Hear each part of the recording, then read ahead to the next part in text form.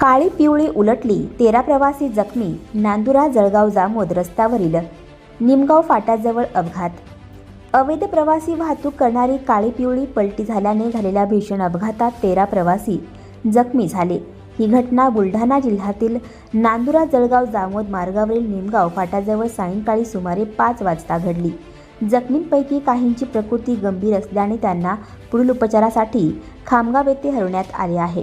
प्राप्त माहितीनुसार MH28M 3086 क्रमांकाची काळी पिवळी जळगाव जामोद येथून नांदुराकडे प्रवासी घेऊन येत होती.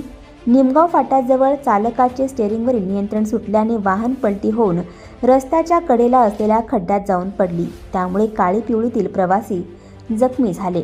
या अपघातात प्रणाली महेंद्र वानखेडे वय वर्ष 17 राहणार अकोली तालुका जळगाव जामोद, शाहिस्ता महमूद खान वय वर्ष 20 राहणार सुरत, फरीदा महमूद खान वय वर्ष 40 राहणार सुरत, अमान महमूद खान वय वर्ष 10 राहणार सुरत, अक्षरा संतोष तेलंग वय वर्ष 7 राहणार पिंपळगाव राजा, अन्नपूर्णा संतोष तेलंग राहणार पिंपळगाव राजा, अंजना अशोक तायडे वय वर्ष 67 राहणार नांदुरा, संतोष रुस्तम तेलंग वय वर्ष 45 राहणार पिंपळगाव राजा, अशोक निनाजी तायडे वय वर्ष 72 राहणार नांदुरा, शबनम पठाण महमूद पठाण वय वर्ष 20 राहणार सुरत, महमूद खान बिस्मिल्ला खान वय वर्ष 53 राहणार सुरत, बुसरा खान महमूद खान वय वर्ष 16 राहणार सुरत आणि शाकीन जाकीर देशमुख वय वर्ष 24 राहणार सुरत असे एकूण 13 प्रवासी जखमी झाले आहेत.